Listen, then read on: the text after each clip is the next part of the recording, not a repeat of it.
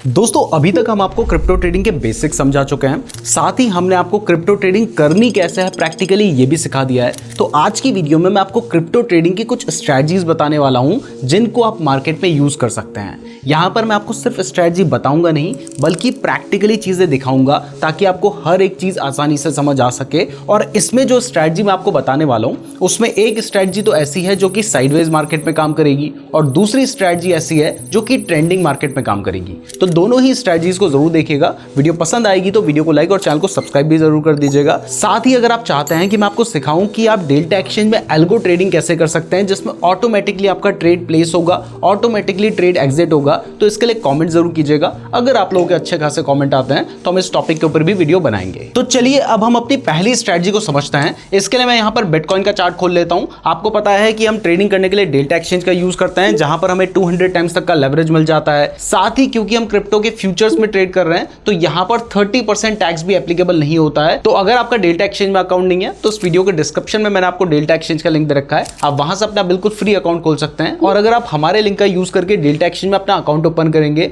तो सबसे पहले तो आपकी जो ट्रेडिंग फीस होगी उसमें आपको डिस्काउंट मिलेगा और साथ ही हमारे जो फ्यूचर गिवअवेज होंगे आप उनके लिए भी एलिजिबल हो जाएंगे। तो चलिए सबसे पहले मैं आपको ये स्ट्रैटेजी समझा देता हूं, उसके बाद ये जो स्ट्रैटेजी है ये मैं आपको चार्ट में भी दिखा दूंगा। तो हमारी ये strategy simple support and resistance के ऊपर बेस्ड है। तो आपने देखा होगा कि कई बार क्या होता है कि जो प्राइस है वो बढ़ते बढ़ते एक लेवल पे जाती है और यहां पर जाने के बाद गिरने लगती है, गिरते गिरते फिर एक पॉइंट पे आती है, वहां पर जाने के बाद वापस बढ़ती है और जहां पर उसने पहले रेजिस्टेंस लिया था यानी जिस लेवल के पास जाने के बाद प्राइस नीचे गिरी थी दोबारा से वहां से नीचे आने लगती है। तो जब दो बार ऐसा हो जाता है तो हम क्या करते हैं, हम इस जोन से रखते हुए एक लाइन ड्रॉ कर देते हैं और ये क्या होता है, ये होता है हमारा रेजिस्टेंस। और दो बार जहां पर जाने के बाद प्राइस ऊपर बढ़ती है वो क्या होता है, वो होता है हमारा सपोर्ट। अब ये जो स्ट्रैटेजी है सबको पता है लेकिन ये स्ट्रैटेजी काम नहीं करती है, इससे प्रॉफिट नहीं कमाया जा सकता है। रीजन ये है कि जब भी प्राइस अपने सपोर्ट एंड रेजिस्टेंस के पास आती है, लेट्स से सपोर्ट के पास आई है, तो हमें क्या लगता है कि भाई अगर प्राइस इस लेवल के नीचे आ जाएगी तो इसके बाद प्राइस के गिरने के चांसेस हैं। तो अगर प्राइस इस लेवल के नीचे आ जाती है तो हमें लगता है कि भाई सपोर्ट ब्रेक हो गया है और लोग क्या करते हैं, लोग यहां पर शॉर्ट कर देते हैं। इसका उल्टा अगर प्राइस अपने रेजिस्टेंस के पास जाने के बाद इसको ब्रेक कर देती है तो हमें लगता है कि भाई रेजिस्टेंस ब्रेक हो गया है, अब तो प्राइस बढ़ने वाली है, तो हम क्या करते हैं, हम यहां पर बाय कर लेते हैं। अब दिखने में समझने में तो बड़ा अच्छा कंसेप्ट है कि भैया इसने अपना रेजिस्टेंस ब्रेक कर दिया तो अब प्राइस ऊपर जाएगी तो बाय कर लो, इसने अपना सपोर्ट ब्रेक कर दिया अब प्राइस नीचे जाएगी तो शॉर्ट कर लो। लेकिन जब प्रैक्टिकली ये मार्केट में करने जाते हैं तो आपके साथ धोखा हो जाता है। होता क्या है कि प्राइस थोड़ा सा ऊपर जाएगी उसके बाद नीचे आ जाती है तो आपने बाय किया होता है और आपका स्टॉप लॉस हिट हो जाता है। और ऐसे ही प्राइस कई बार अपने सपोर्ट को ब्रेक करती है और उसके बाद वापस से ऊपर बढ़ जाती है और आपके साथ फिर से धोखा हो जाता है और ऐसे आप बार बार लॉस ही खाते रहते हो। तो हमारी जो पहली स्ट्रैटेजी है इसमें मैं आपको इस प्रॉब्लम का ही सॉल्यूशन बताने वाला हूं और ये जो स्ट्रैटेजी है ये हमारी साइडवेज मार्केट के ऊपर बेस्ड है। तो चलिए सीधा मैं आपको चार्ट पे लेके चलता हूं। तो अब हमने चार्ट ओपन कर लिया है। इस चार्ट में आप देख सकते हैं कि ये जो लेवल है यहां पर आने के बाद प्राइस वापस ऊपर गई थी, फिर से लगभग इसी लेवल के पास आने के बाद प्राइस ऊपर गई थी, तीसरी बार भी प्राइस इसी लेवल के पास आने के बाद ऊपर गई थी। यानी ये जो लेवल है ये हमारा क्या है, ये हमारा एक सपोर्ट लेवल है। तो चलिए यहां पर अपना सपोर्ट ड्रॉ कर लेते हैं। सपोर्ट को ड्रॉ करने के लिए आप चाहें तो एक हॉरिजॉन्टल लाइन का भी यूज कर सकते हैं या फिर यहां पर आपको एक रेक्टेंगल वाला टूल देखने को मिल जाता है, आप उसका भी यूज कर सकते हैं। तो हम यहां पर रेक्टेंगल ले लेते हैं, यहां पे मैंने वो जोन मार्क कर दिया है। तो इस तरीके से यहां पर हमने क्या किया, हमने यहां पर अपना सपोर्ट जोन मार्क कर दिया है। तो अब देखिए बार बार प्राइस इस लेवल के पास आने के बाद ऊपर बढ़ जा रही थी, तो तीसरी बार हमें क्या दिखाई देता है, जब ये कैंडल बन रही होगी उस टाइम पर ये एक बहुत बड़ी रेड कलर की कैंडल बनी होगी और उस टाइम पर क्या हुआ होगा, आपको दिखाई दे रहा होगा कि प्राइस बहुत नीचे तक आई है और पूरी ये रेड रही होगी। जब कैंडल क्लोज हुई है उसके बाद वापस ऊपर जाके क्लोज हो गई है, लेकिन जब प्राइस गिर रही होगी और जब ये कैंडल बनी रही होगी उस टाइम पर प्राइस इस लेवल तक भी गई थी, यानी उस टाइम पर आपको एक पूरी रेड कलर की कैंडल दिखाई दे रही होगी। और तब आपको क्या लग रहा होगा, और ऊपर से ये 1 घंटे की कैंडल है, आपको लग रहा होगा कि भाई यहां पर तो ब्रेकडाउन हो चुका है, इसका मतलब प्राइस के गिरने के चांसेस है। तो आपने क्या किया होगा, आपने यहां पर शॉर्ट कर दिया होगा। लेकिन उसके थोड़ी देर बाद जब कैंडल क्लोज होती है तो वो हमारी ये जो सपोर्ट वाला जोन है इसके ऊपर जाकर क्लोज हो जाती है। तो अब अगर आपने यहां पर शॉर्ट कर रखा होगा तो आपका जो स्टॉप लॉस रहा होगा वो इस जोन के थोड़ा ऊपर यानी यहां पर रहा होगा। तो अगर मान लीजिए आपने यहां पर कैंडल क्लोज होने का वेट किया भी होगा तो उसकी जो अगली कैंडल है वो भी एक रेड कलर की कैंडल बनती है, जिससे आपको एक तरह से लालच दिया जा रहा है कि देख प्राइस गिर रही है, शॉर्ट कर ले कर ले कर ले, और आपके माइंड में घूम रहा होता है कि भाई प्राइस गिर रही है, शॉर्ट कर लेता हूं, शॉर्ट कर लेता हूं। लेकिन होता क्या है, होता यह है कि उसके बाद फिर से प्राइस ऊपर चली जाती है। यानी अगर आपने दूसरी बार शॉर्ट किया होगा तब भी आपका स्टॉप लॉस हिट हो गया। इसके बाद तीसरी बार क्या होता है, पहला तो देख लो 1 घंटे की कैंडल है, यानी 3 घंटे आप वेट कर रहे हो इस ट्रेड के लिए। तीसरी बार फिर से प्राइस नीचे जाती है, आपको फिर से दिखाई देता है कि भाई प्राइस तो बहुत नीचे आ गई है, और अभी आपको ये ग्रीन कलर की कैंडल दिखाई दे रही है। लेकिन जब प्राइस इस लेवल तक आई होगी, जब इसने अपना लो बना रखा है, तब आपको ये एक रेड कलर की कैंडल दिख रही होगी, और तब तो आपको लगा होगा कि भाई अब तो शॉर्ट कर ही देता हूं। तो तीसरी कैंडल में आपने शॉर्ट कर दिया होगा, जिसकी वजह से फिर से प्राइस ऊपर आई और आपका स्टॉप लॉस हिट हो गया। यानी आपने कई बार यहां पर ट्रेड लेने की कोशिश की होती और आपका स्टॉप लॉस हिट हो गया होता। लेकिन इसके बाद क्या होता है, अब ध्यान से देखिए, यहां पर देखिए, इसके बाद चौथी बार फिर से आपका स्टॉप लॉस हिट करवाया जाता है और उसके बाद प्राइस बढ़ जाती है। और अगर मैं आपको दिखाऊं तो ये मूवमेंट भी कोई छोटा मोटा नहीं है। आप देख सकते हैं यहीं पर अभी हमारा चार्ट चल रहा है और अभी थोड़ी देर पहले ये सीन हुआ है। तो अब देखिए, आपको बहुत बार यहां पर शॉर्ट करवाने का लालच दिया गया, जिसने शॉर्ट किया उस सब के स्टॉप लॉस हिट हुए और उसके बाद प्राइस बढ़ गई। लेकिन अगर आपको पता होता कि सपोर्ट के पास आने के बाद अगर लॉन्ग विक कैंडल बनती है तो यहां से प्राइस बढ़ने के चांसेस होते हैं। यानी इस स्ट्रेटजी में आपने देखना है कि अगर प्राइस सपोर्ट के पास आती है और उसके बाद इस तरीके की लॉन्ग विक कैंडल बन रही है तो यहां पर आपने शॉर्ट नहीं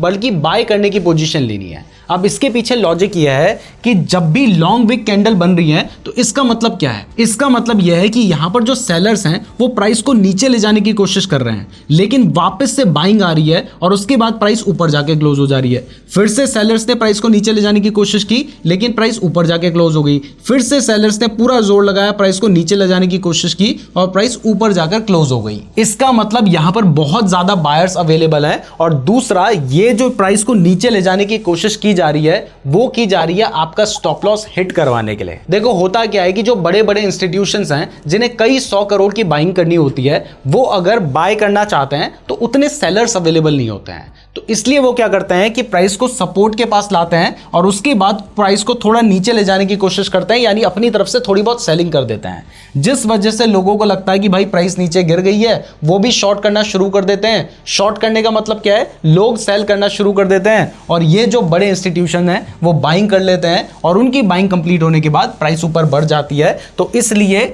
अगर आपको कभी भी दिखाई देता है कि प्राइस सपोर्ट के पास आई है और वहां पर इस तरीके की लॉन्ग विक कैंडल्स बन रही है तो वहां पर आपको बाय करने की पोजीशन ढूंढनी होती है। अब आप बाय करेंगे कहां पे, चलिए यह भी समझ लेते हैं। अब देखो हमारे पास तो यहां पर चार्ट पूरा बना हुआ है, तो हर कोई आपको यही कहेगा कि भाई लास्ट वाली जो कैंडल है ना, इसमें आपको बाय करना चाहिए। लेकिन प्रैक्टिकली जब प्राइस सिर्फ यहां तक बन रखी होगी और एक लॉन्ग विक कैंडल हमें दिखाई देती है तो हम यहां पर कंफर्म नहीं हो सकते हैं कि एक्चुअल में प्राइस यहां से बढ़ने वाली है या फिर नहीं। जैसे मैं आपको चार्ट को थोड़ा सा रिप्ले करके दिखा देता हूं, तो देखो यहां पर आपने अपना सपोर्ट जोन ड्रॉ कर रखा था और इस तरीके से यहां पर एक लॉन्ग विक कैंडल बनती है। तो जैसे ही एक लॉन्ग विक कैंडल बन जाती है उसके बाद आपने क्या करना है, आपने ये जो आपका सपोर्ट जोन है इससे थोड़ा सा ऊपर यहां पर बाइंग कर लेनी है। आपका जो स्टॉप लॉस होगा वो ये जो आपका लॉन्ग विक कैंडल है इसके लो से थोड़ा सा नीचे होगा। तो इस केस में आपने क्या करना होता, आपने अपना यहां से मैं आपको दिखा देता हूं, आप करीब करीब यहां पर बाइंग करते, आपका जो स्टॉप लॉस होता वो करीब करीब इस जगह पे होता,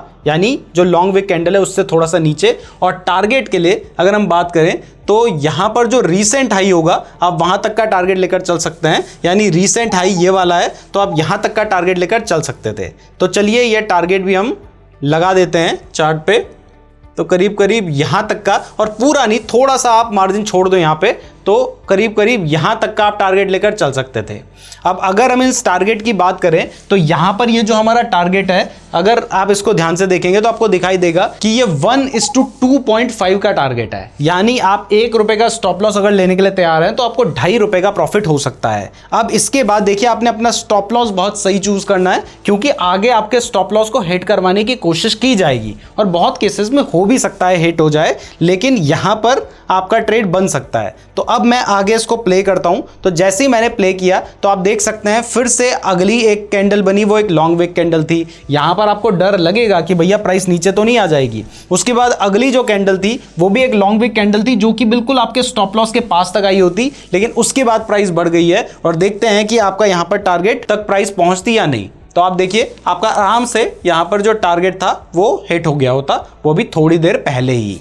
यानी ये जो लॉन्ग विक कैंडल्स होती हैं ये बहुत ही इंपॉर्टेंट होती है। इस तरीके से अगर मैं आपको शॉर्ट करने का एग्जांपल दूं तो देखिए अभी वैसे जो बिटकॉइन है उसकी प्राइस बढ़ रही है, वो अप ट्रेंड में है, तो ऐसे में शॉर्ट करने की पोजीशन तो आपको ढूंढनी चाहिए ही नहीं, आपको बाय करने की ही पोजीशन ढूंढनी चाहिए। लेकिन फिर भी कोई एग्जाम्पल ढूंढते हैं, तो जैसे ये एक एग्जाम्पल आप देख सकते हैं जिसमें जो प्राइस है वो काफी बार इस लेवल के पास आई है। यहां पर भी आप देखिए, इसके बाद फिर से भी आप देखिए, और इसके बाद एक ग्रीन कलर की कैंडल बन रही है। अब इस ग्रीन कलर की कैंडल के बनने के थोड़ा सा बाद में आप देखते हैं कि यहां पर एक लॉन्ग विक कैंडल बन गई है। तो अब जैसे ही ये लॉन्ग विक कैंडल बन जाती है तो आप समझ सकते हैं कि यहां से प्राइस के गिरने के चांसेस हैं। और ये जो ब्रेकआउट किया गया था वो लोगों का स्टॉप लॉस हिट करवाने के लिए किया गया था, जिन्होंने ये सोचा होगा कि प्राइस इस लेवल पे आ गई है तो यहां से प्राइस गिर जाएगी, तो उन्होंने यहां पर शॉर्ट कर दिया होगा, अपना थोड़ा सा ऊपर स्टॉप लॉस रखा होगा, तो उन लोगों का यहां पर स्टॉप लॉस हिट हो गया। और उसके बाद जैसे ये लॉन्ग विक कैंडल बनी है उसके बाद प्राइस गिरी है। तो आप क्या कर सकते थे, जैसी एक लॉन्ग विक कैंडल बन जाती है उसकी अगली कैंडल में आप शॉर्ट कर सकते थे।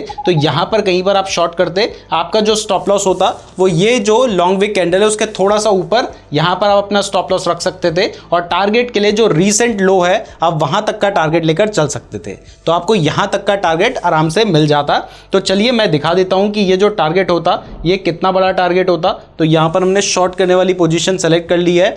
आप जो शॉर्ट करते हैं वो करीब करीब अगली वाली कैंडल में, यानी यहां पर जाके आप शॉर्ट कर लेते, आपका जो स्टॉप लॉस होता वो हल्का सा ऊपर, इस कैंडल के हल्का सा ऊपर आप अपना स्टॉप लॉस रखते। और रही टारगेट की बात, तो उसके लिए जो रीसेंट लो है आप इतना टारगेट लेकर चल सकते थे, जो कि 1:2 से ज्यादा का टारगेट है। तो चलिए अब इसको प्ले करते हैं और देखते हैं कि हमारा टारगेट यहां पर अचीव होता। तो देखिए आराम से हमारा टारगेट यहां पर अचीव हुआ है, और इवन उसके बाद प्राइस जो हमारा नेक्स्ट रीसेंट लो है वहां तक भी गई है। तो इस केस में अगर आपने नेक्स्ट रीसेंट लो तक का भी टारगेट रखा होता तो वो भी आराम से अचीव हो गया होता।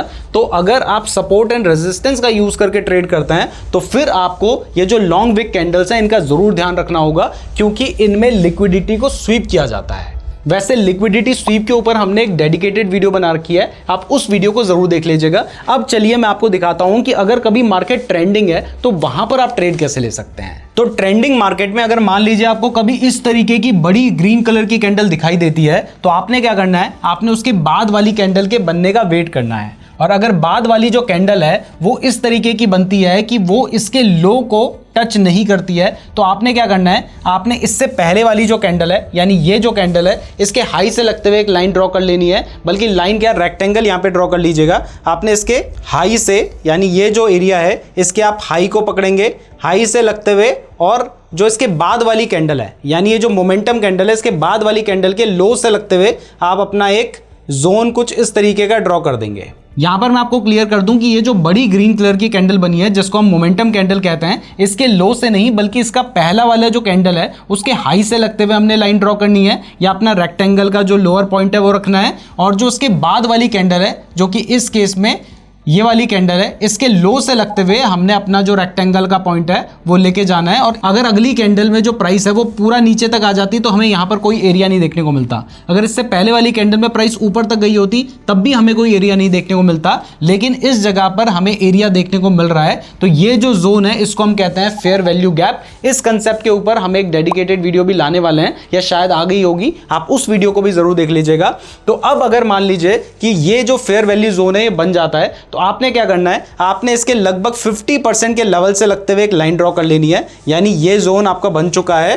तो अब आप क्या करेंगे, आप इसका यहां पर 50% का जो जोन है उसको पकड़ लीजिए। तो मैं एक ट्रेंड लाइन वाला ही टूल पकड़ लेता हूं, और लगभग 50% आप चाहें तो अंदाजे से भी लगा सकते हैं, या फिर आपको यहां पर मेजर करने का भी टूल आता है, आप उसका यूज करके भी लगा सकते हैं। तो जैसे अगर मान लीजिए आप मेजर करना चाहते हैं तो आपने यहां पर मेजर कर लिया इस तरीके से, और यहां पर आपको दिखाई दे रहा है कि ये है उसका 50% वाला जोन। तो आप क्या कर सकते हैं, आप इससे लगते हुए आपने यहां पर एक लाइन ड्रॉ कर लिया है।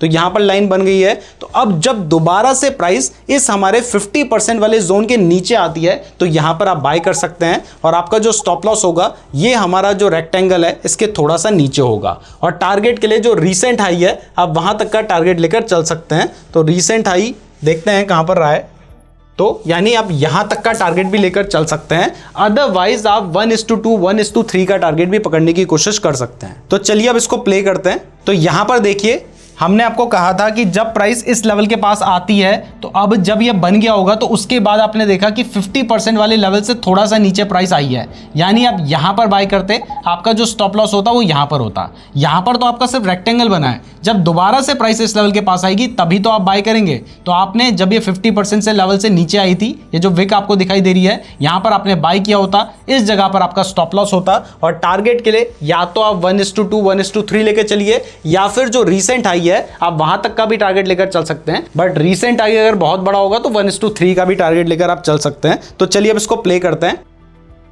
तो अब आप देखेंगे कि यहां पर हमारे रीसेंट हाई तक तो प्राइस नहीं गई है, लेकिन अगर मैं आपको दिखाऊं कि अगर आपने 1:3 का भी टारगेट यहां पर रखा होता तो वो आराम से अचीव हो गया होता। मैं आपको ये कैलकुलेट करके दिखा देता हूं। ये रही हमारी लॉन्ग पोजीशन, आपने करीब करीब यहां पे बाय किया होता, आपका जो स्टॉप लॉस होता वो लगभग यहां पर होता और टारगेट अगर आप मान लीजिए कि 1:3 का भी लेकर चलते तो 1:5 का भी आपको टारगेट यहां पर आराम से मिल जाता। रीसेंट हाई अगर हम देखेंगे तो वो जो टारगेट है वो तो बहुत बड़ा हो रहा है। अब हम देखेंगे तो ये जो टारगेट है ये तो लगभग 13 टाइम्स का हो रहा है, मतलब ₹1 का रिस्क 13 रुपए का प्रॉफिट। तो इतना बड़ा टारगेट अचीव होने के चांसेस अगर कम लगते हैं तो आप 1:3 तक का टारगेट भी लेकर चल सकते हैं। यहां पर इवन 1:7 का भी टारगेट अचीव हो गया होता और उसके बाद प्राइस नीचे आई थी, यानी ये जो ट्रेड होता है ये आपका सक्सेसफुल हो जाता। तो टारगेट डिसाइड करते हुए, स्टॉप लॉस डिसाइड करते हुए आपको थोड़ा बहुत कॉमन सेंस भी यूज करना होता है, अदरवाइज प्राइस नीचे आती है और आपका स्टॉप लॉस हिट हो जाता। ऐसे ही मैं आपको एक आधा एग्जांपल और दिखा देता हूं। ये एक एग्जांपल देखिए, यहां पर आपको एक बड़ी ग्रीन कलर की कैंडल दिखाई दे रही है, तो उससे पहले वाली कैंडल के हाई से लगते हुए, उसके बाद वाली कैंडल के लो से लगते हुए आपने एक अपना रेक्टेंगल ड्रॉ कर लिया, उसके मिड पॉइंट पे आपने यहाँ पे लाइन ड्रॉ कर दी और जैसे ही प्राइस उस लेवल से थोड़ा सा नीचे आई यहां पर आपने बाय कर लिया। आपका जो स्टॉप लॉस होगा मैंने आपको बताया कि ये रेक्टेंगल से थोड़ा नीचे। अब देखिए अगर आपने बिल्कुल वहीं पर रखा होता तो इस बार स्टॉप लॉस हिट हो जाता, लेकिन अगर थोड़ा नीचे रखा होता तो फिर आपका स्टॉप लॉस हिट नहीं होता और उसके बाद आप देख सकते हैं कि प्राइस बहुत अच्छी खासी बढ़ी है। यानी यहां पर तो आप आराम से 1:4 1:5 का टारगेट इस स्ट्रैटेजी में अचीव कर सकते हैं। अब इसका मैं आपको एक बियरिश एग्जांपल भी दिखा देता हूं ताकि आपको पता चल जाए कि बियरिश के केस में कैसे ट्रेड करना है। तो देखिए जब भी आपको दिखाई देता है कि एक बड़ी रेड कलर की कैंडल बनी है तो आपने क्या करना है, आपने उससे पहले वाली कैंडल के लो से लगते हुए और उसके बाद वाली कैंडल के हाई से लगते हुए अपना एक रेक्टेंगल ड्रॉ कर लेना है। फिर उसमें 50% की लाइन ड्रॉ कर लेनी है और 50% की जो लाइन है इससे थोड़ा सा ऊपर आप यहां पर शॉर्ट करने की पोजीशन ले सकते हैं। आपका स्टॉप लॉस करीब यहां पर होगा, तो यहां पर आपका रेक्टेंगल बने हुआ होता। इस वाली कैंडल में आप देख सकते हैं कि आपका ट्रेड एग्जीक्यूट हो गया होता, आपका स्टॉप लॉस करीब यहां पर होता और टारगेट के लिए मैंने आपको बताया है कि या तो आप 1:2 1:3 लेके चल लो, 1:4 लेके चल लो या फिर आप रीसेंट लो तक लेके चल सकते हैं। तो आपका जो टारगेट होता वो यहीं पर आराम से अचीव हो गया होता। तो क्रिप्टो ट्रेडिंग के लिए 2 स्ट्रेटजीज मैंने आपको बता दी है। आप चाहें तो इन स्ट्रेटजी को अदर मार्केट्स में भी लगा सकते हैं, लेकिन क्रिप्टो ट्रेडिंग में काफी अच्छे से काम करती है। बट ये मैंने टेस्ट किया है, आप अपने हिसाब से भी टेस्ट कीजिए। इंटरनेट में किसी से भी कुछ भी सुनते हो सीधा जाके लाइव मार्केट में अप्लाई नहीं करना है, पहले खुद से टेस्ट करना है। उसके बाद अगर आपको कॉन्फिडेंस आ जाता है कि हाँ जी ये स्ट्रेटजी काम कर रही है, तभी आप ट्रेड में एंटर करेंगे तो ज्यादा बेहतर रहेगा। मैं उम्मीद करता हूं आपको वीडियो पसंद आई होगी। वीडियो पसंद आई है तो वीडियो को लाइक और चैनल को सब्सक्राइब जरूर कर दीजिएगा। डेल्टा एक्सचेंज का लिंक मैंने आपको डिस्क्रिप्शन पे दे रखा है। अगर आप क्रिप्टो ट्रेडिंग करना चाहते हैं और हमारे लिंक का यूज करेंगे तो आपको पता है कि वहां पर आपको ट्रेडिंग फीस के ऊपर डिस्काउंट भी मिलेगा, साथ ही हमारे फ्यूचर गिवअवेज के लिए आप एलिजिबल भी हो जाएंगे। अगर आप हमारी ये पूरी क्रिप्टो ट्रेडिंग की सीरीज देखना चाहते हैं जो कि आपको देखनी भी चाहिए, तो इसके लिए ये वाली प्लेलिस्ट पे क्लिक कर लीजिएगा। धन्यवाद।